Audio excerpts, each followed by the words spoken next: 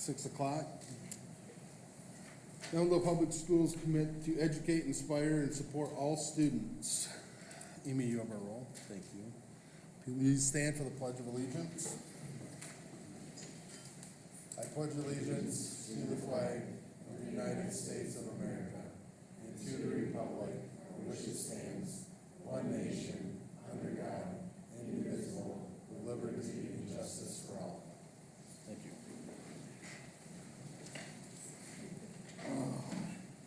Public participation process. Members of the audience are welcome to make comments at the time designated on the agenda. Please please register on the sign-up sheet and limit your comments to 3 minutes when your name is called. Out of respect for all individuals, please refrain from personal criticism in an open forum. Policy 167.3 for more information. Do I have a motion to approve the agenda? Make a motion to approve the agenda as presented. Support. Motion by Brandon, support by.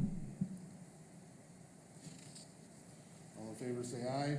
Aye. All opposed the same. Motion pass. Discussion items. Dr. Cooper, discussion item A. Yeah, we had a situation that we just felt like we should address publicly so that everyone understands the situation from our vantage point. So I want to address the concerns that have been shared with the board and myself regarding an APS teacher who participated in the No Kings protest in Grand Rapids on June 14th. Their concerns relate to a sign based on photos shared on social media that the teacher held up during this public protest. The sign included the numbers 8647. As some may be aware, this has been frequently used, broadly interpreted political speech over the past two administrations, with this specific type of political speech and symbolism originating during the Biden administration, as the numbers 8646 were used extensively at political rallies and on merchandise. The use of the number 86 was widely perceived to mean get rid of, remove, impeach. In fact, most research on this term suggests that 86 something originated in the restaurant industry. In any case, with respect to the use of 86 in the political speech context, there had generally been no connotation of advocating or inciting physical violence against the president, and certainly no perceived immediate threat. In fact, you can still purchase 8646 t-shirts, bumper stickers, hats, etc., as well as similar 8647 merchandise on websites such as Amazon and Etsy, in many colors and styles, with many designed using patriotic images and coloring. Some of the people who have shared their concerns have taken the 8647 as a threat of physical violence against the president. However, there was nothing on the sign that directly indicated the teacher was suggesting anything other than the generally held perception that to 86 something means to remove or get rid of, not to cause physical harm or violence of any kind. The determination of whether the sign constituted an actual threat of physical harm or physical political violence against the president, or was an attempt to incite violence or any other imminent lawless action, or in any other way was a potential violation of law, would need to be made by law enforcement, not by a school board or school administration. We understand that some in our community were troubled by the message, and we take those concerns seriously. At the same time, we ask for understanding as we uphold the legal rights of all employees, even in situations where opinions may differ. Our teachers, like all public employees, have the right to free speech pursuant to the First Amendment of the United States Constitution. The courts, including the U.S. Supreme Court, have consistently protected this right as it applies to speech made by an employee who's speaking in their private capacity on matters of public concern, which this protest would fall under.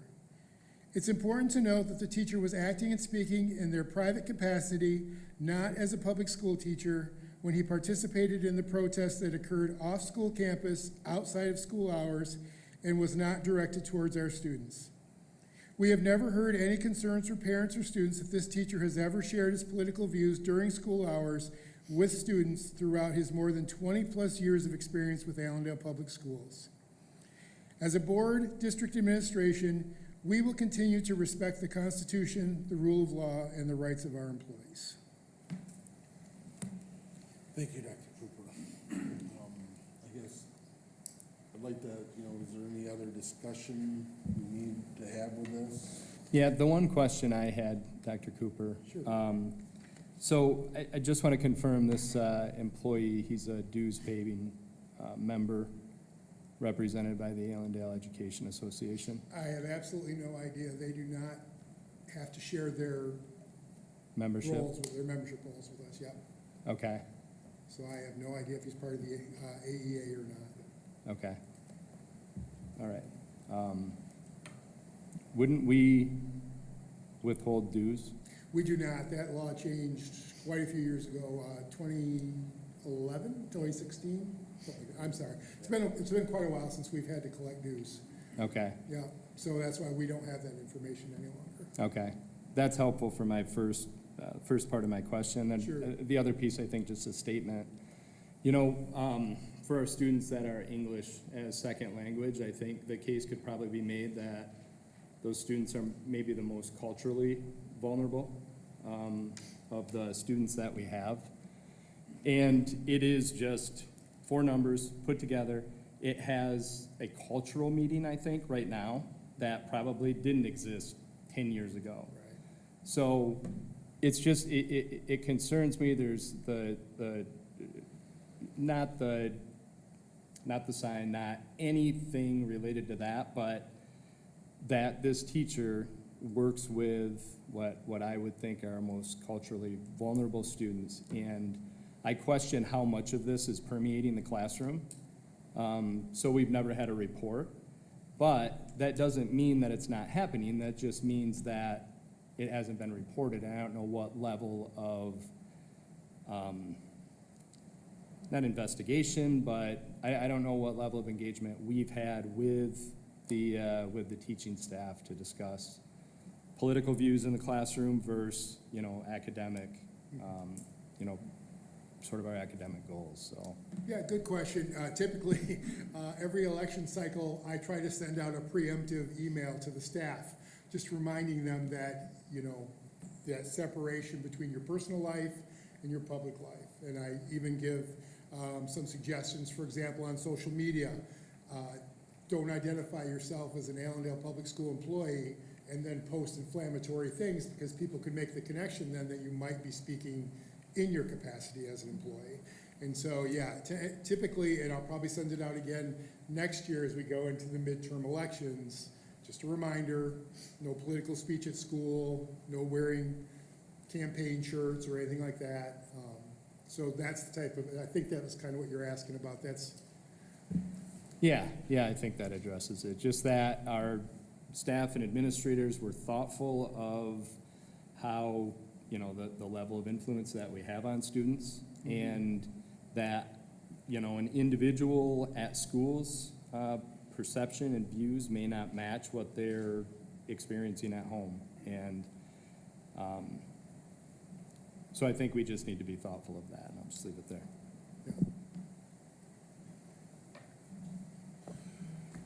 Anyone else before we move on? All right. Dr. Cooper, discussion item B.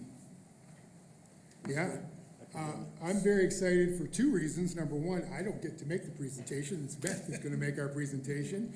But I'm also excited because there is a lot of great news in what you're about to hear. And so Ms. Voss, our curriculum director, is going to make the presentation. All right. Yeah, I'm excited to share a lot of the end of the year math and reading data with you.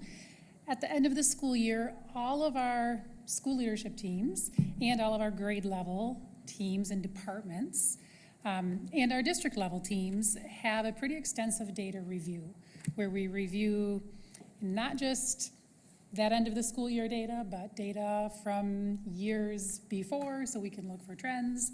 And then from that, we have some really good discussions and celebrations, and then we build a really good plan for the following year that includes goals and where we want to be a year from now. So I've included these reports in your board packet so you can see them more detailed there. But the first thing I included was just this MTSS triangle, just to give a quick, just so you have an idea of what this means, because a lot of the reports are built with this same triangle. So this triangle represents the 3 tiers in our tiered support system, Tier 1, 2, and 3. Tier 1 are, if students are falling into that Tier 1 category, they are considered proficient with grade level standards. They're either on grade level or above. They will most likely be successful with Tier 1 instruction only. And ideally, in a perfectly balanced triangle, you would want that to be at about 80%. 80% of students falling there. The Tier 2 section, those are students who are about a year below grade level. They will likely need some Tier 2 intervention, like small group, targeted intervention, and ideally, we would want that to be around 15%. And then that Tier 3 section, that is students who are 2 or more years below grade level. They will likely need Tier 3 intervention, which is in addition to Tier 2. So they still may have their small group intervention, and then the Tier 3 would be another layer. Typically, it's one-on-one, sometimes two-on-one, but it's highly individualized. And ideally, that in a balanced triangle would be around 5%. So I just wanted to give you that frame of reference so that when you see the reports, you have a better idea of what those mean. So here is the iReady assessment, is an assessment that we take in reading and math from kindergarten through 8th grade. So we're able to look at district level, each building, we're able to look at grade levels, classrooms, individual students. So I've just shared the district level overall triangles and then each of the buildings. So you can see, some of our buildings have pretty balanced triangles where we're at or close to that 80, 15, 5. We see, as students get older, we see that proficiency drops. That is common across all of the national iReady data. And that's because those standards get more complex and those small gaps that students may have had early on just begin to compound, and there's just that gap becomes more evident. So that's one thing that we always look at is how do we fill those gaps sooner so we don't get to the lower proficiency in the upper grades. The next report, this shows each of the reading domains. So, and then each of the buildings and our district level proficiency for each of those domains. And I shaded all of the domains that are 80% or higher because that's really our goal, is to get to 80% proficiency at least. So you can see there that those domains of phonological awareness and phonics and high frequency words are almost all green, which is a huge celebration for us because we have spent a lot of time over the last few years really focusing on those reading foundations. We know how critical that is for comprehension overall, and we know that we need to focus there first. So our teachers have had a lot of PD, we've had new resources, we've done a lot of coaching around it, and we're really seeing that pay off. So that next year, we're going to be able to shift our focus to some more of those vocab and comprehension domains since they have that strong foundation. Next one, another report that we get from iReady is growth. So every student gets a growth goal, and it's individualized to that student based on where they're starting, where we hope that they will end. So every student has so many points that their goal is to grow. And we hope that our students will be at 100% by the end of the year. That means they met their goal. So this shows each of the buildings' average growth. And we always hope that our average growth is going to be at or above 100%. And we were really excited about our reading growth. All of our buildings far exceeded the 100%. So the average is growing greater than a year and a half even in some buildings. So we were excited to see that. And especially, you might remember those triangle graphs. Our older grade levels had lower proficiency, but they're also the grade levels who are showing the greatest amount of growth when we look at Oakwood in the middle school. So their proficiency is lower, but we are slowly closing that gap when we see this great amount of growth. This report is also growth, but what we love about this report is that it takes where students started the year. So the first test of the year, if they placed that they were on grade level, they become a group that we can then track. Maybe that first test of the year, they placed 1 year below, or 2 years below, or 3 years below, because we want to see how our instruction is impacting those groups. So this was also a real celebration for us, because if you'll notice, the groups that are 2 or more grade levels below, or 3 or more grade levels below, are showing the greatest amount of growth. And that is exactly what we hope for when we are setting up our tiered interventions. And we've done a lot of work on those in our MTSS system, especially around reading has been our focus, with new intervention resources, lots of training, new ways to progress monitor those students and adjust instruction. So seeing the high levels of growth out of those groups of students was really a celebration for us too. All right, this, another celebration for us too. This graph is interesting because it takes every grade level and plots them. Each one of those blue dots is one of our grade levels, K8. And these quadrants, each grade level falls into either low performance and low growth, or low performance but high growth, high performance but low growth. But all of our grade levels fell into the high performance and high growth categories. So, and that's based on national norms. So our students are performing higher and showing more growth than average nationally. So it's an exciting one to share as well. And then the last iReady reading graph is more of a historical view. You know, it's not always the full picture when you look at just 1 year. You like to see, was that an increase? Was that a decrease? So I included for you just the past 4 years since we started using iReady and since we began our MTSS implementation, which was in 2022. So you can see as you look across grade levels, our grade levels have shown a good increase in proficiency. Overall, district level, over the past 4 years, our proficiency has increased from 61% to 69%, so an 8% growth over those years. This is also a helpful graph because you can choose, you know, if you follow the diagonal colors, that's like following the same group of kids as they move from grade level to grade level.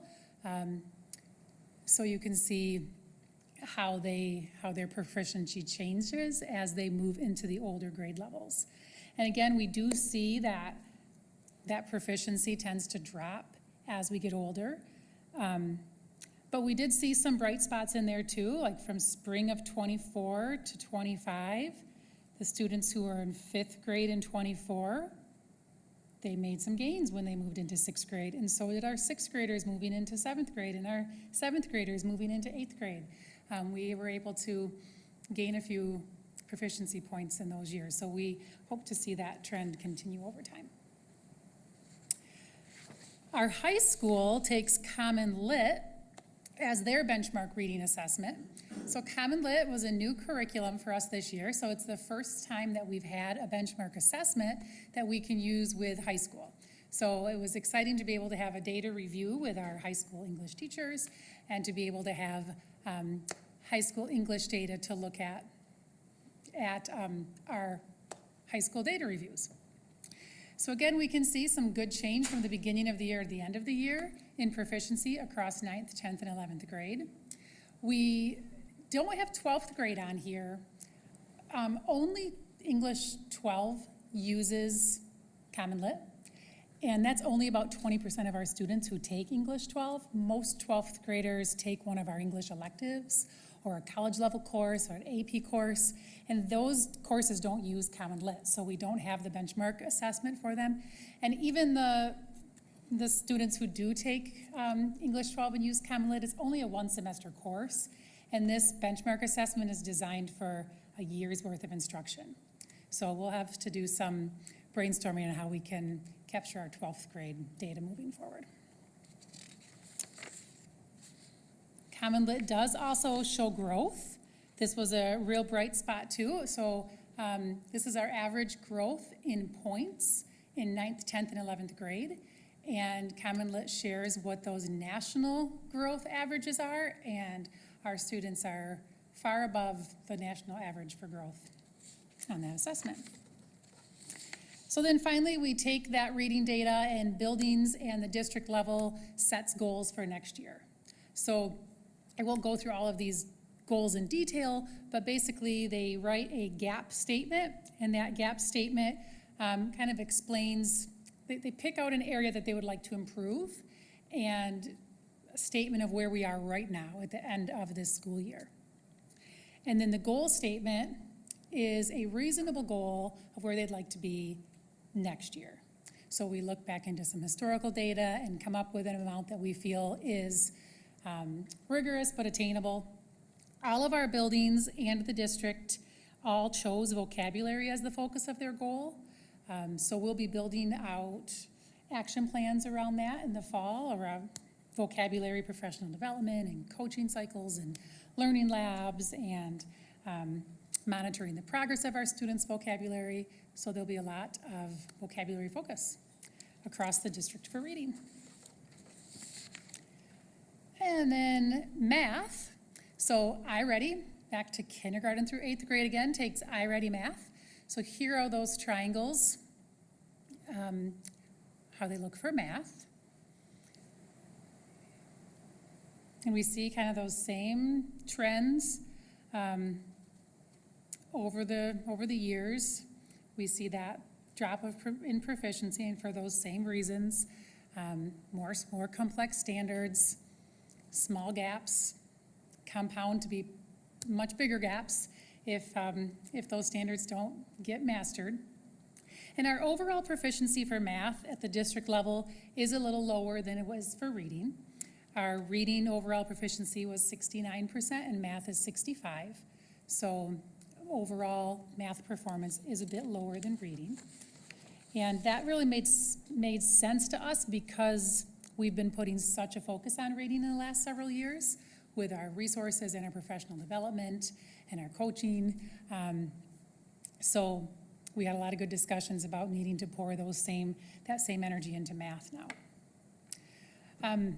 This is the domains of math, 4 overall domains that get measured by iReady.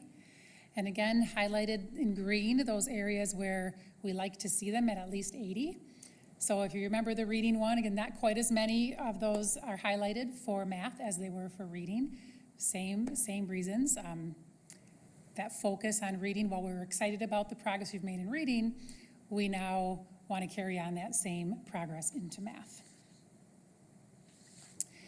Growth for math, though, looks good. We always want to see at least 100% or more. So those are each of the buildings and where their average growth is. So our students are still growing a year's worth of growth or greater in math. And this is the graph that shows students grouped by where they began the year, their placement level at the start. So here, again, we were excited to see that all of those groups are still growing at least a year's worth of growth or greater. If you remember the reading one, there was greater growth in those 2 and 3 grade level below categories. And in this one, like our 1 and 2 grade levels below are showing lower growth, and we'd like to see that be greater. And I think too, because we haven't done as much with our math MTSS system since we started building that system for reading, and now we'll be able to work math into that same system. We were excited to see, though, that our mid or above grade level students are still showing a whole lot of growth, because sometimes that is challenging for students who already come into us, at grade level or higher. How do we keep them challenged, and how do we keep them learning so that they can still grow? So we were happy to see that those students are being challenged and are learning new material, even though they came to us already pretty proficient with their grade level. And this is that quadrant graph again. So we do still see each of our grade levels in that high performance, high growth category. You'll notice that those dots are a little lower than they were in reading, as we saw in all of our math data, but we have a plan for really focusing on those same math systems as we have for reading. And historical data you can look at as well over the last 4 years of math to see the trends across the grade levels. Overall, at the district level, we still have gained a couple percentage points over the past couple years. But I expect we'll see those numbers grow more as we build our math MTSS system as we did our reading. So then our buildings and district took that math data and set goals for next year and where they would hope to see their students by the end of next school year. So ECC doesn't have a goal listed there, although math will be a focus for ECC. We are getting a new math curriculum at the elementary buildings. There's lots of math PD planned for next year, and we'll be really focused on our MTSS system for math, our Tier 2 and our Tier 3 interventions. We'll be working on increasing the support that we provide there. And then high school for both reading and math, our departments at the high school level will be setting goals as well. So our ELA department will have a goal around their proficiency, and then so will our math department. And our high school has goals as well too, and you'll see those when Andrew and I share our behavioral data. They have a lot of goals around the non-academic MTSS system, but then their English and math departments will be making goals in the fall around reading and math too. We just don't have those yet. So overall, takeaways, we were really pleased and proud of the achievement and the growth that we see in reading, and think that's really speaks to the reading MTSS work that we've been doing. And we identify areas now where we want to pour that same support into math. That's it. Any questions for me? Yeah, a couple of questions. So I thought it was really well put together, and I appreciated all the information. One of the questions that I had, though, was on our quadrant graphs. Everything seems to be top right, which is good. But we're at 65% proficiency with reading district-wide, and about the same for math. And it looks like the goals that are set for the next year would bring those up to 70% for reading and, 66% for reading and 68% for math. So I'm just wondering, those are the goals that we've set, because we do have the, as you mentioned, the new math program, the Reveal program, and the continuity with the middle school. Do we think we're gonna see more improvement, or is there a way we can invest more to maybe stretch those goals a little bit?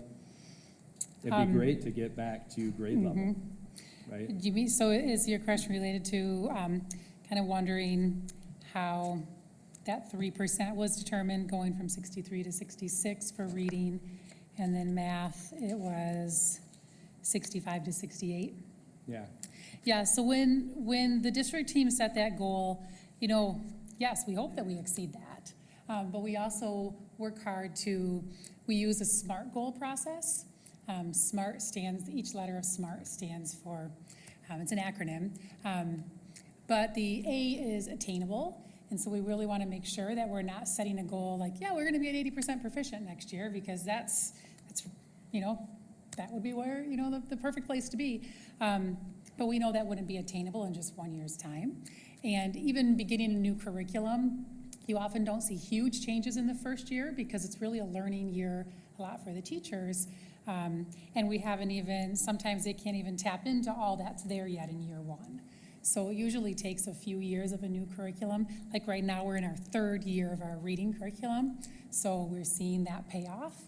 We didn't see that big of a jump right away, though. So to set those, determine what percentage to use, we go back to prior years and think, well, how much did we grow from, you know, 22 to 23 and 23 to 24? Was it 1%, 2%? You think we could make it 3%? So we try to boost it by a little more than we have seen in prior years, so that it's still stretching it, but that it'll still be attainable. Okay. And hopefully surpassing that. Yeah, I mean, I have confidence in our, you know, in the students that they would not, you know, 68% proficiency out of the water if Yeah, they had the opportunity to we- learn and that instruction. So Yeah, maybe, I think so. I mean, I would like to see those maybe a little bit higher. And then maybe we can track data and then quarterly kind of assess, hey, how are we doing? Are we on Yep. target? Are we off target? You know, do we need to make adjustments? I think something Yep. like that would be. yeah, exactly. Would be We do that. We have mid-year data reviews too, and do make adjustments based on where our mid-year data is showing, so. Okay. Yep, good suggestion. Yeah, no, well, good. Oh, one other question. ELS acronym, what is that? ELS. Where did you see that? You just mentioned it, ELA? ELA. ELA. Yes, ELA, English Language Arts. okay, So, reading, writing, that's kind of the broad term for reading, writing, spelling, grammar, Yeah. all of those English language arts. Speaking, Sorry. listening. Yep, good. yep, sorry. And then, no, that's fine. And then you mentioned that you and Audra compare notes. Is that, whatever you guys are looking at there, are you gonna collect that data, visualize it, and share it?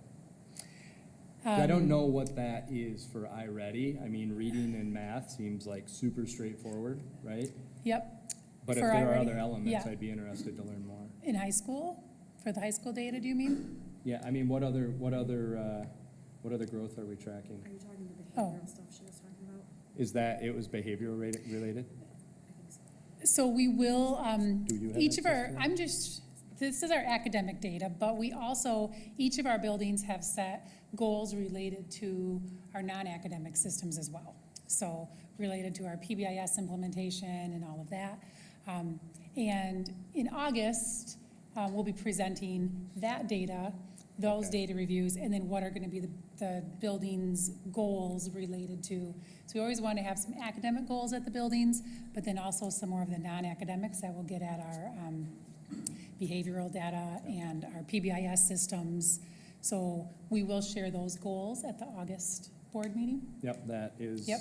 exactly my question, so Okay. thank you very much. And Okay. then our academic goals mostly live within the department, so our English department will have like an English academic goal, but it's not necessarily a building goal. Mhm. Similar to the way those buildings are, because those buildings do those assessments with the whole population of students where we don't.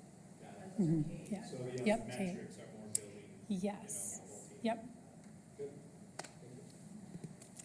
Do we have data comparing the students who are scoring lower along with the poverty level, the free and reduced lunch? I've studied poverty for a long time, and there seems to be a Yes. direct correlation Yes. between those two. In iReady, we can do that. Okay. We can look at reports, we can select any of the demographic groups. So we could select just English language learners and see their data compared to all students. We can select free and reduced lunch because all of that is tied to them through our Infinite Campus. So, yep, and we can just see overall, what is the proficiency of our free and reduced lunch students compared to all students. We did look at that at the building level data reviews and our district level data review. I didn't put all of that in today.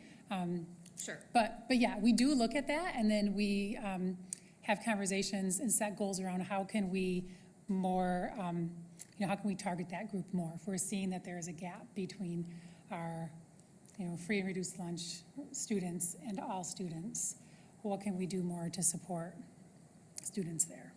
Okay, So, thank you. Yeah. Anything else? Any other questions? Okay, thank you.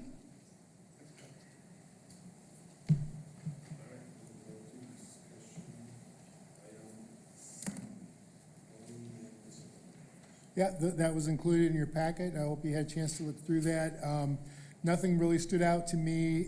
You noticed again, some of our numbers are higher, but that's because we're trying to get more granular with our behaviors so that we can figure out more ways to address those. And so there are more referrals this year, but that's because we intentionally wrote up some things that in the past would have just been handled and not documented necessarily. But generally speaking, lower incidence of some bullying, lower incidence of suspension, so that was good news. But didn't know if anybody had any specific questions about either of those reports? Awesome. Then we will move on to discussion item D. You, just pass one down. I apologize. I thought that the quotes for the sound system were in your packet, but Amy can't give you what I don't send to her, so I apologize for that. So I am sending down those 3 quotes right now. We were able to get a quote on replacing the sound system at the football stadium, which again is almost 30 years old. One quote came in from Live Space, and you know, the one thing I would mention about Live Space is that they are the ones who do our graduation setups, and they're great to work with, no doubt. We got a quote from Parkway. Parkway does a lot of our audio and visual work, and including they did the sound in the field house, the gymnasium at the high school, which I think turned out great. And then we also got a quote from, is this ACT? I'm not sure how you say that. CTI, thank you, CTI. Of the 3 quotes, Live Space came in the lowest. Parkway was just a few $100 more, like $926 more. CTI was quite high. Gary did get a quote from another company, but their specs didn't meet qualifications, so we didn't accept that at all. Our recommendation will be at the next meeting that we go with the Parkway quote. Again, Live Space is great. They do great work. We're very happy with the work that they do. However, Parkway does a lot of work for us, and it will really, I think, be ideal to have somebody who's done the audio for the high school gym, do the audio at the field, the football stadium. That way you've got some continuity with the vendor, and, you know, Parkway's great. If we ever have issues, they're out here right away, good at addressing those things. So theirs was a little bit higher, but I think that there's just a lot of good reasons why we would want to stay with the same vendor. So I don't know if you had any thoughts about that, or, but again, this will be a vote in the July meeting, so you got a couple of weeks to kind of look through those specs and maybe have any Where's Live questions. Space out of? This, the one says Holland for Parkway. Do you know where Live Space is? Live? Grand Rapids, okay. Just a curiosity, when we approve, or assuming we approve one of these contractors, this will be installed before our 2025 season? We believe they can get out and do that, right? Isn't that right, Gary? Yep, Nice, yep. okay, So thanks. hopefully before the football season this fall. Can you give, you said, sorry, let me rephrase this before. Did we not have something done with the previous bond that addressed a delay system or something within that sound system, or was there nothing done to the football stadium? Like 6 years ago or 7 years? When the bleacher stuff was done, didn't we change it then? Okay, We fixed stuff, yeah. yeah. Maybe that's what, there was just something that I was thinking that we did something in correlation when the bleacher stuff was done. Nothing, yeah, thank you. Yep, so again, that's all I had to present on that.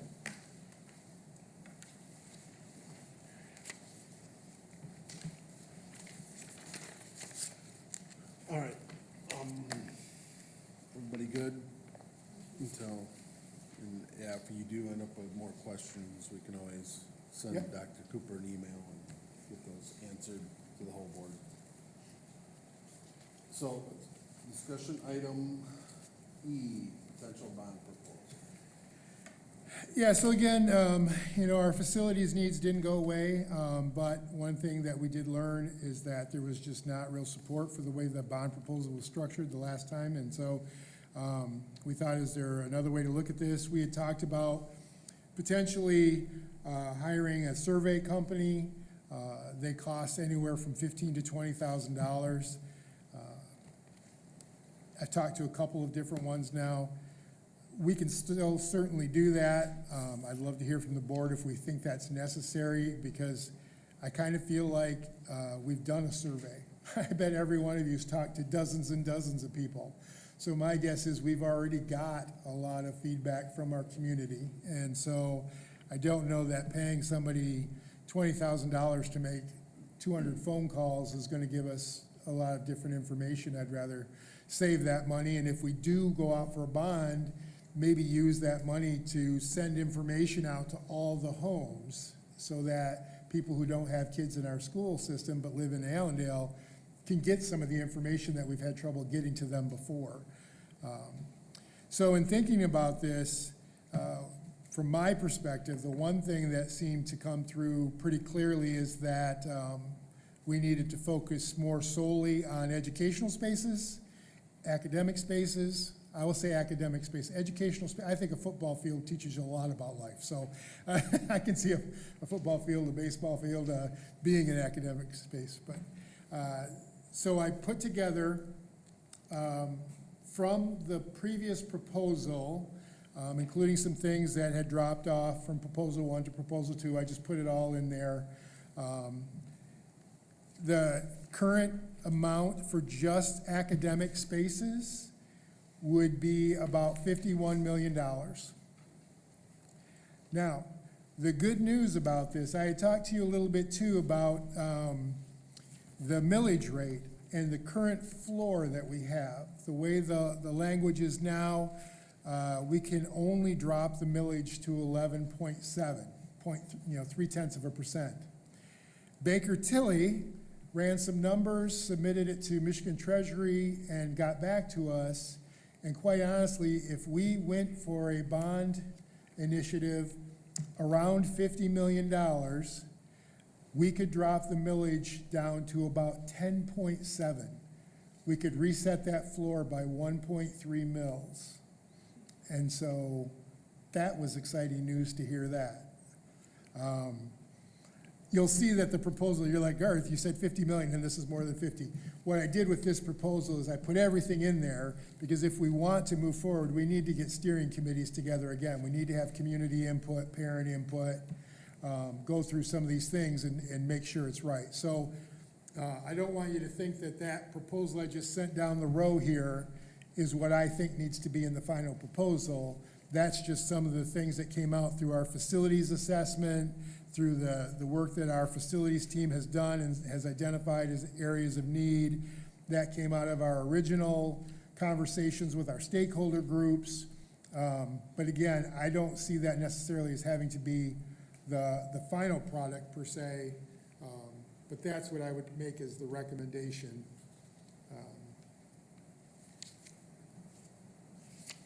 So with that's the original idea. The other thing is there are some folks who said, well, we're still interested in the other things that were on the bond that didn't get through. So we could do more than one proposal at the same time. So you could have proposal A and proposal B on a ballot. And so what I did with this second sheet that's coming around is I took anything that was related to athletics in the previous proposals, the football stadium upgrades, the baseball, softball upgrades, the soccer stadium upgrades, and then the field house and the robotics STEM CTE center, and put them in what would be a second proposal. I had talked a little bit when we were setting the agenda with Liz and Kevin about maybe doing this in 3, because you can have multiple questions. And Allendale's done that before, where they've had multiple questions on the same ballot. My concern about breaking this into academics, the first one I sent around, athletic fields, which would be about 12 million, and then the field house and CTE Innovation Center, STEM Center. So you have 3 questions is, now you have to explain to the community what happens if plan A passes and B and C fail? What happens if B passes and A and C fail? You know what I mean? What happens if 2 pass and 1 fails? You know, it's hard enough to understand those charts, those financial charts. I think it would be way too complicated. I think it would cloud the issue for a lot of people. I think it would be hard to understand. So while I think there would be a lot of sense in having them separate out the field house from the field improvements, I don't think having 3 questions makes sense. The other option would be, if we only want to have 2 questions, don't include the field house in the STEM center, just go with the field. So you would have, option A would be the academics piece again, about the 50 million, and the athletic field stuff would be about 12 million. So you just have A and B. And then Baker Tilly would calculate for us, okay, if A passes, you can drop the millage to 10.7. If A and B pass, you can only drop it to 11. Or if just B passes, you can only drop it to 10.7 or whatever. So those are the 2 ideas that I would put out there. I mean, we can go with just the academic piece. That seems to be what people asked about. Again, it's really exciting that we could drop that millage floor. And then also, he did the chart for me, just so you know, so you could drop it from 12 to 10.7, and instead of, it would extend out still, but it wouldn't go out to 2043, it would only go out to 2038. So it only adds about 5 more years to our current expectation. So again, this is all obviously preliminary. This is just you looking at it, letting me know if you want me to proceed, and then if we do, there's a lot more work that has to go into it. So by no means am I looking for you to say, I'm locked in, yeah, I'm committed to this. This is just me, here's something for us to think about. Would you like me to pursue this? If the idea is yes, then as soon as we come back in August, I'll try to get a steering committee together. I'd love to see if we can get some folks, more folks from the community, not just parents or whatever, but see if we can get some community folks to come and be on that steering committee. But again, I didn't expect, quite honestly, for him to tell me that the floor could be reset that low. That's a significant drop from 12 mils down to 10.7, and so pretty excited about that. Anyways, that, again, just throwing a lot at you, but food for thought. Any thoughts about, first of all, if you have thoughts about doing the survey, is there anybody who was really passionate about me doing the survey?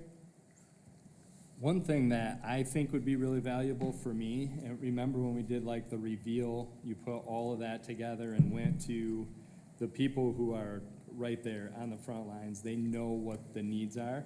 I wonder if we could do something like that with focus on academics to say, what could we provide you to be more successful with the students? You know, we talked about the goals. Okay, we have 68% proficiency with our math goals for the next year. Well, what if there was a $2 million investment? Can we get that to being proficient, you know, with peers nationally? Or how do we get above that? Like, what level of investment do we need to make in our students to get them back there? I think So- one of the things, you do that, you do that well. In fact, when you approve curriculum purchases that we've had, so we now have a new math curriculum, and our math curriculum aligns K to 8, that's a great example of looking at the data, how can we do better? We've been using Math Expressions for years, which is not a bad program if Math Expressions is listening, but we felt that it was time to try something new, and now we've got it aligned.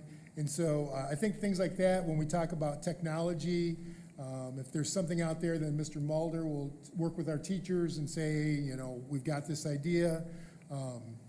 So I understand what you're saying.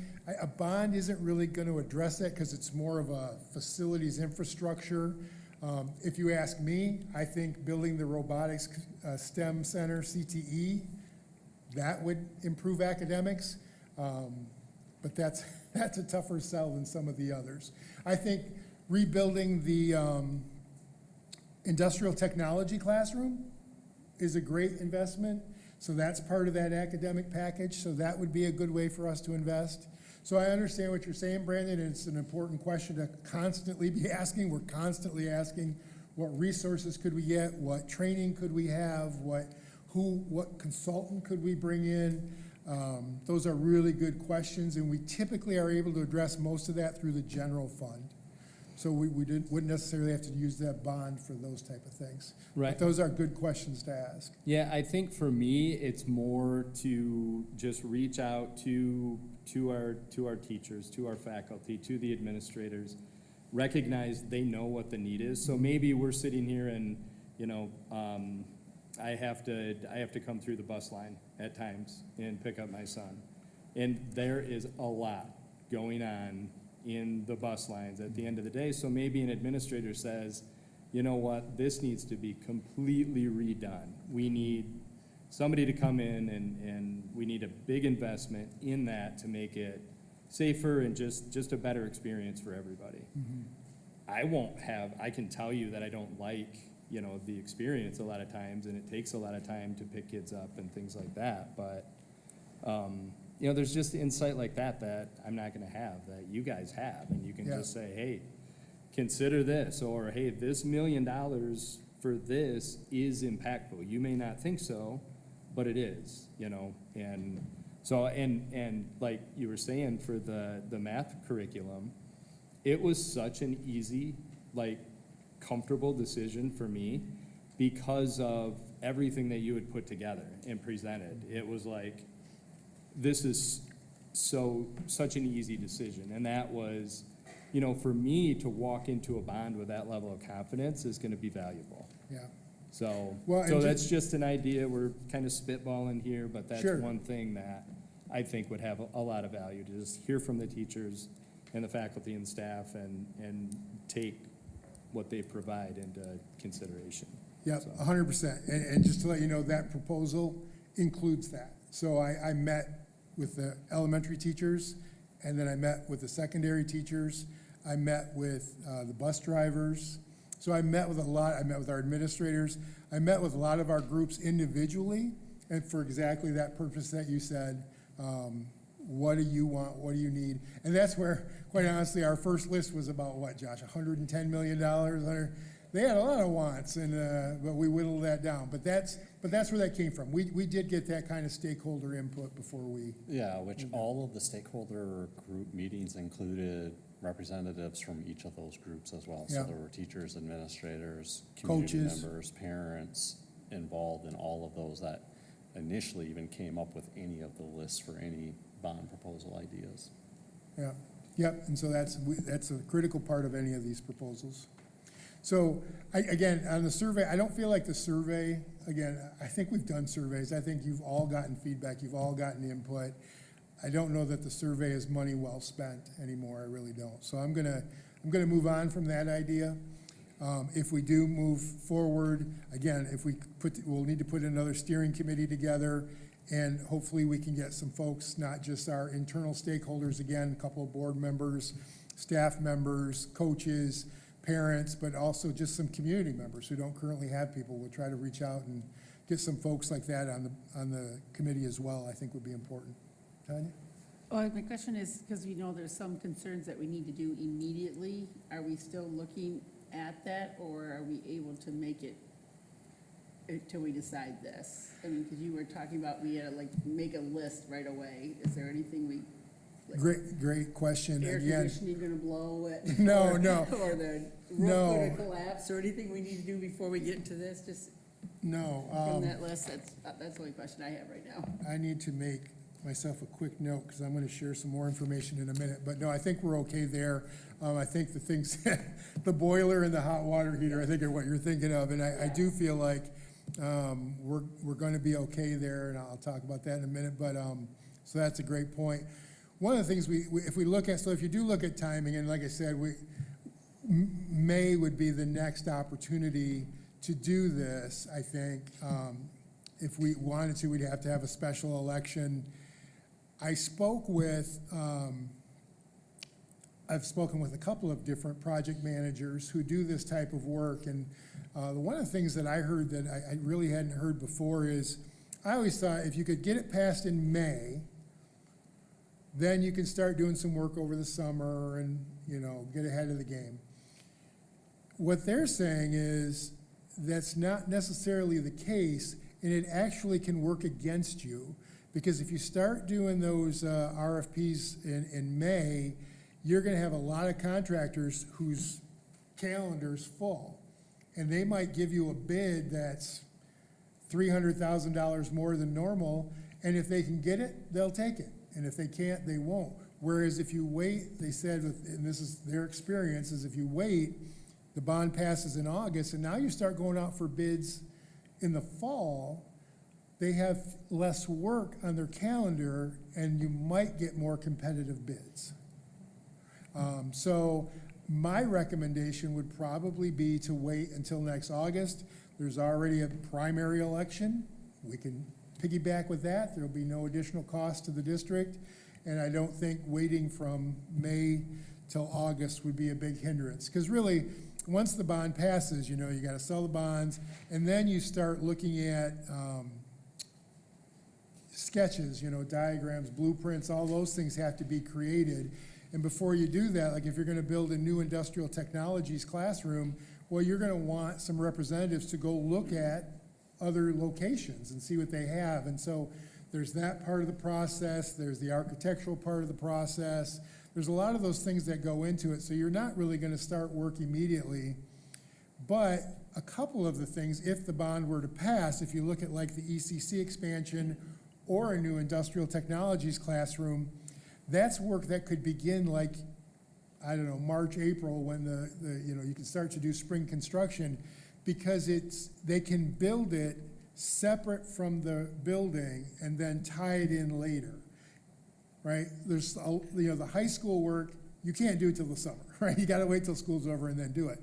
But there would be enough things in that bond that they could probably start some of that work prior to school getting out, and then that's why I don't think waiting till August would necessarily put us back. My only concern with August, even though it's a primary election, is it's summer vacation, people are gone, harder for us to get information out, but, you know, we actually did better last August than we did in May, so I don't think that really made a difference. But that would be my preference, is to wait till August, so there's already an election happening.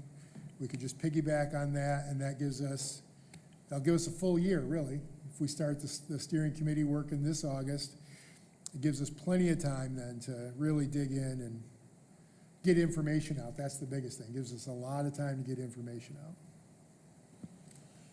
Kind of piggyback on what Brandon asked, I mean, is there any harm in sending an email or out to the stakeholders saying, hey, is there anything that you wish we would have asked differently on the last bond, or? Yeah, we can do that survey. I mean, it depends. We got a lot of responses last time. We got almost 1,000, so. Well, I mean, well, no, not survey out, but just to the. Just the staff? Staff.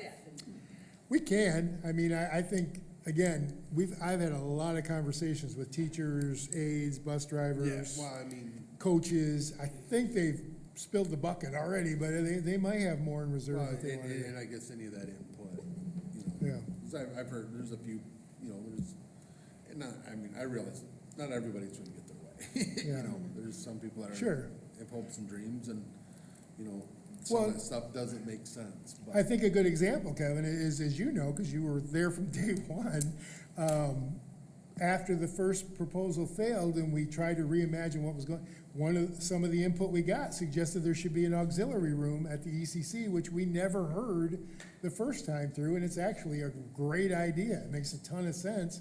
So you're right, there may be some idea like that. I don't know if that's what you were thinking of, but that's it's a great example of, we don't need to recompile the whole list, but Yeah. is there something, yeah, somebody who felt like we were missing? yeah. I don't wanna go start over from step one. Start over from step one, but is there something we can tweak that makes sense Yeah, from a coaches, teachers, administration viewpoint? if we're gonna go forward. I just, simple email, hey, if you have something, now's your time to speak your mind. Well, so a couple of things that I will share here, and it's kind of not bond related, but it is kind of bond related, because Tanya asked the question. Very excitingly, we got notification. Remember we talked about the filter first, and how we'd done a grant, it was only gonna pay like 60,000 of the, and we were gonna pay the 180,000 that we had to do. We got the grant, and it's gonna be fully paid for, so that's exciting. So that whole cost, you approved paying that cost, but that's covered. And then there was another grant, and it was for the boilers, Scott, is that correct?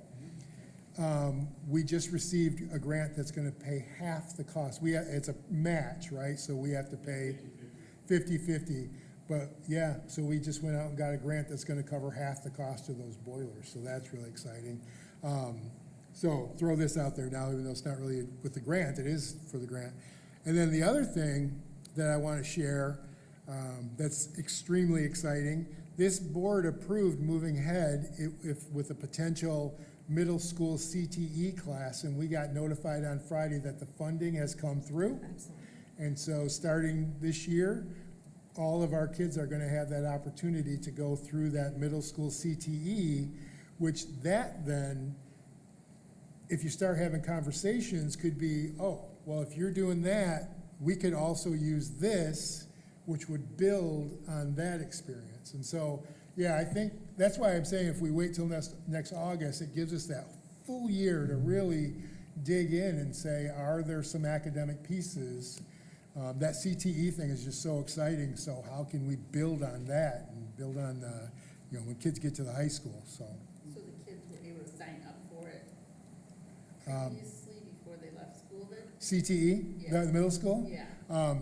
So the middle school CTE, and don't forget your mic. The middle school CTE program, the way it's gonna work is that all sixth graders will get it for 9 weeks. Excellent. And then the seventh and eighth grade, do they all get it as well? As an elective, So it's one of the electives they can take, elective in sixth grade, they can take it again. and they could take, and the same with eighth grade, yep. It might be a couple years until we get to, because, having all the sixth graders, it might be not until year 2 and 3, we won't have seventh and eighth graders taking it next year, because they wouldn't have had it the first year. So, Oh, like, okay. next year, seventh and eighth graders, I believe we said would have it, but it'd be like the introductory class, they have to have that before they can take the next couple levels. So it's gonna be a few years before they're able to really offer all of it, because you have to have that foundation first. Yep, That's the MKO program, right? yes, Yeah. Yep. Yeah, I mean, case in point, if we could get some feedback, you talked about a STEM building, robotics, we have this great industrial arts program. Maybe there's a way that we can, invest in that with maybe a standalone building, but make sure that it's, the right fit for what we're trying to accomplish once Yep. we establish what we're trying to accomplish, so that's great. And then, going back to kind of what Kevin was saying, so I know that you've had a lot of the conversation about the bond and what needs to be in it, but back to the process to select the review math program, that made it so, like, having the data, having it visualized, being able to review it, digest it, was valuable for me. So, and really, it's, I want the staff, faculty, administrators to understand that we're listening, we care, we want for them to be involved in the process, and we want this investment to be the best thing for our students, holistically our students. So for me, there would be value in that if there's any appetite to do sure. that. Well, a lot of conversations would have to take place. Don't want to go down that road, because part of it is, Brandon, quite honestly, I can do a lot of talking, and I love talking about this stuff, believe it or not, I enjoy it.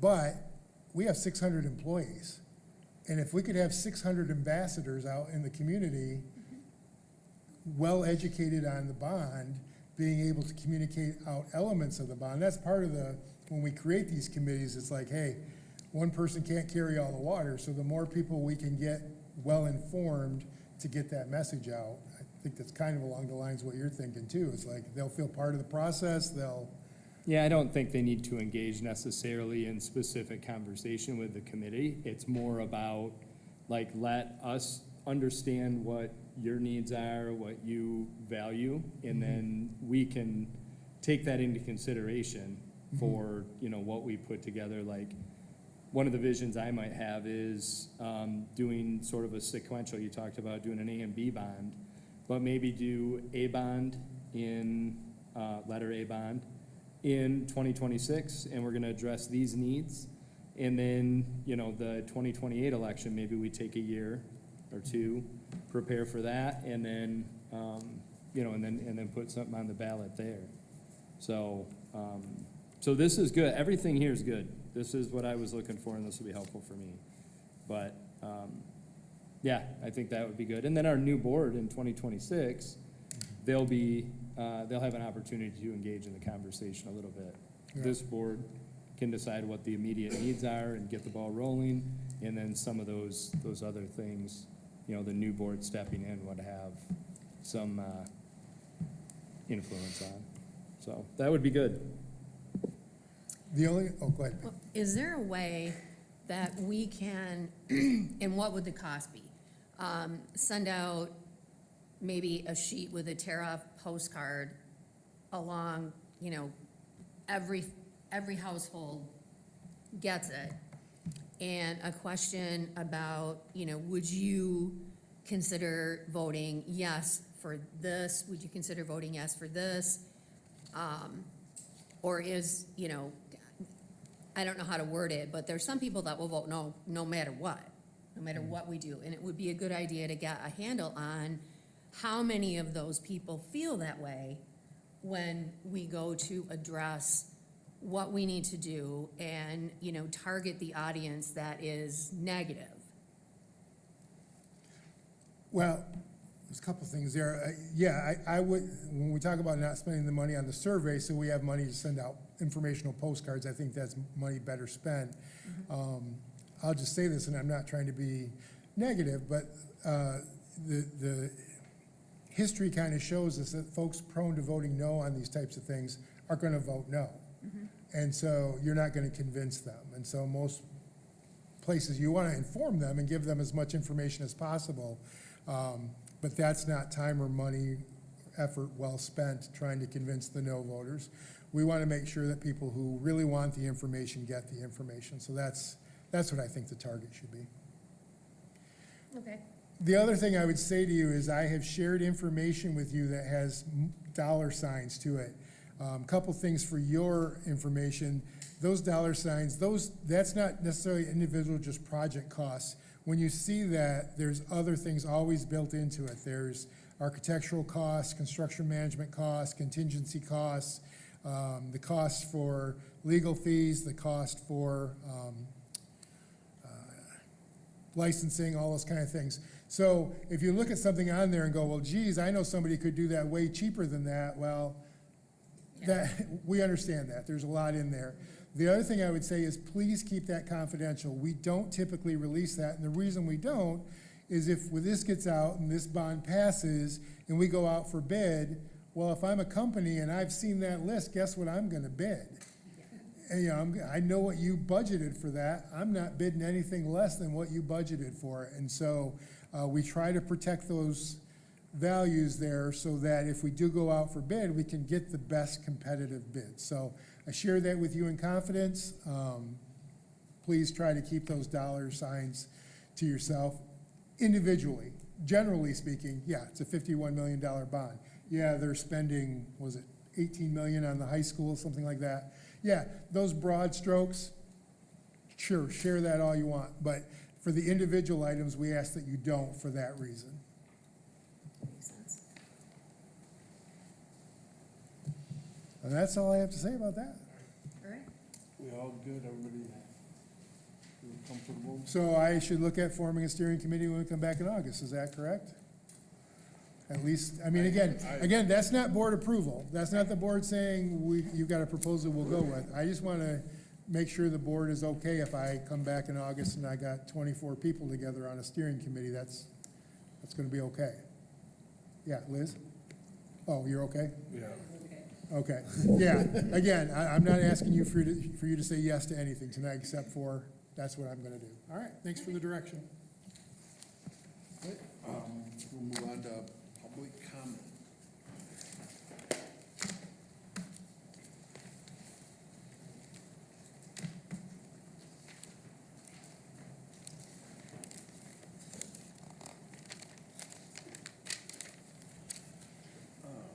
Mike? I think it's Mike. Suspira. Suspira. Oh.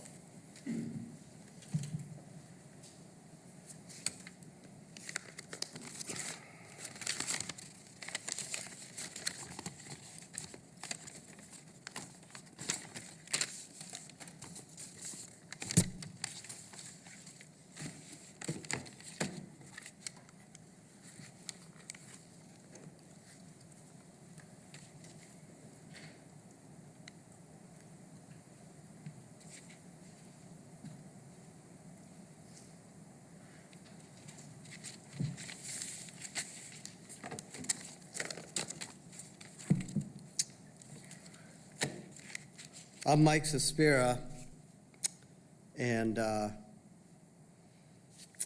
well, I'm here to express, on behalf of my good friend, who's a teacher here, some deep concern. Some of you might know Megan Zekas. She used to work here.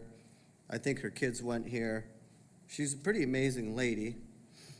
I think she was on the school board. Some of you might even know her. Probably. Some of you newbies may not. She called up my friend Didier and said, hey, do you know this Amy PA? You know Amy PA? Does anybody know Amy PA? She lives in Spring Lake. I think she works for the Allendale Informed Facebook, or the Ignorant Informed. I don't know what they call it. She posted a video of this teacher in question, and she was laughing, you know. She was laughing. It's on video. Some of you have seen it. I haven't. I don't get involved in that crap. But here, let me read something for you. This is my letter to you. So I'm standing here, Mike Suspira, with deep concern and frustration regarding the treatment of a man who has dedicated his entire life to your district, countless families, a man who has tirelessly served as the ELL, that stands for English Language Learners, for those of you who are not familiar with educational acronyms.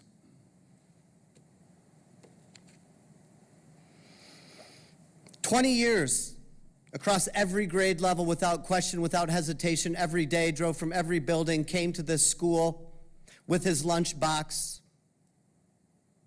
I'm appalled to see his character being put on trial based on a video from Amy PA, who lives in Spring Lake, Michigan. Her kids don't even go to this school. He was holding a sign at a legal demonstration upholding his First Amendment rights in the country called the United States of America.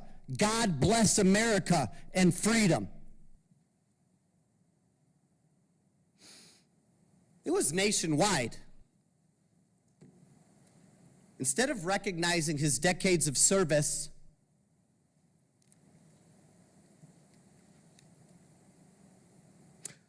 some on the board seem to use it as a basis to scrutinize and unfairly judge his character. Let me be clear. Amy PA has no vested interest in your Allendale Public School District. She doesn't even live in Allendale. I'm not sure what her connection is. That's 3 minutes. Time's up.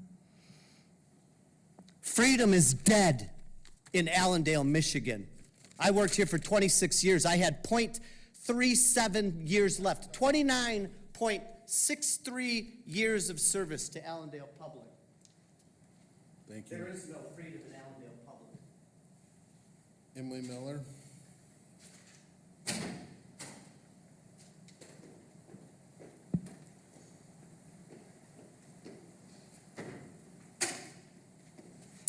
Hello.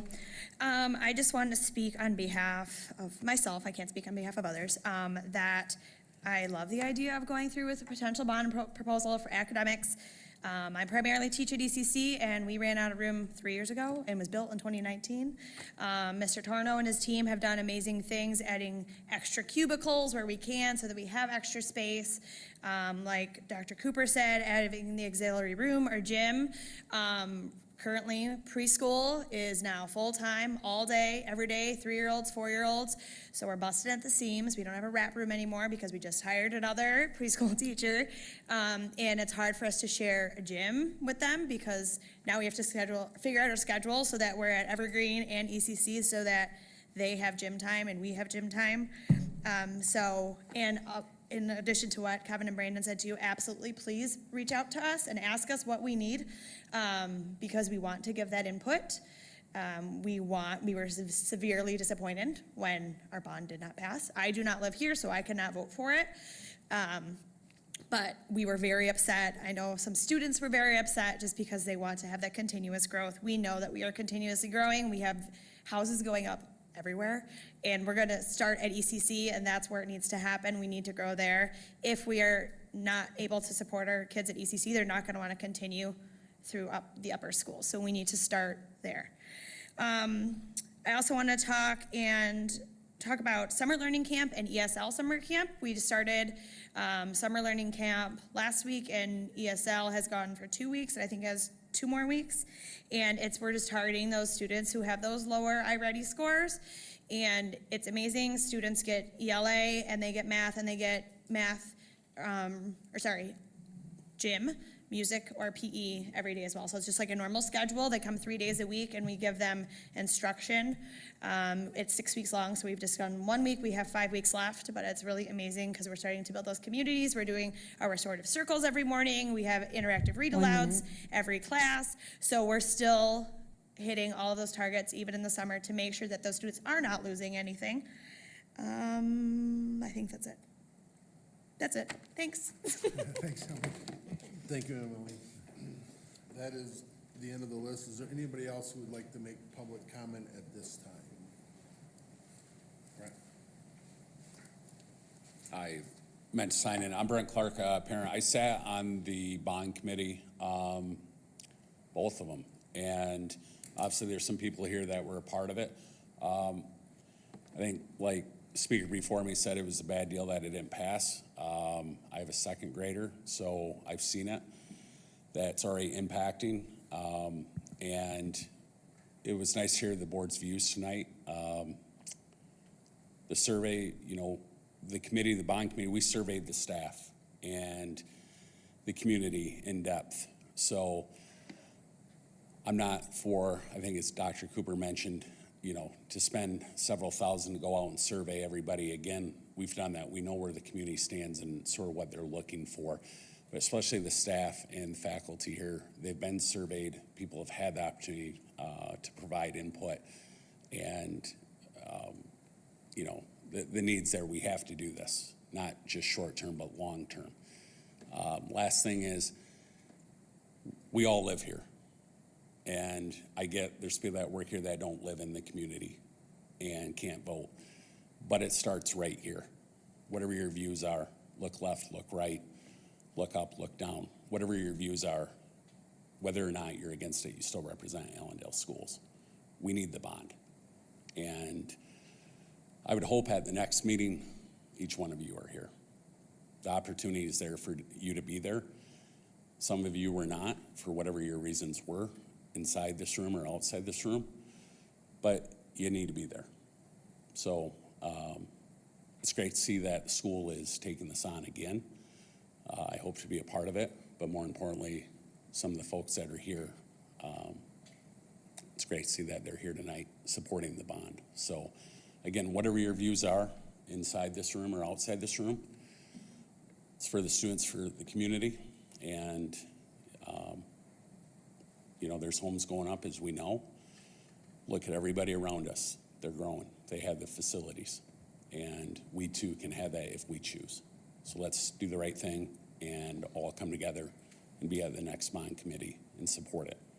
So, and thanks again for what you do for the school. Thank you. Anyone else? Can I have a motion to adjourn at 7:20 PM? Make a motion to adjourn at 7:20 PM. Motion by Brandon, support by Tanya. All in favor, say aye. Aye. All opposed, say the same. Motion passed.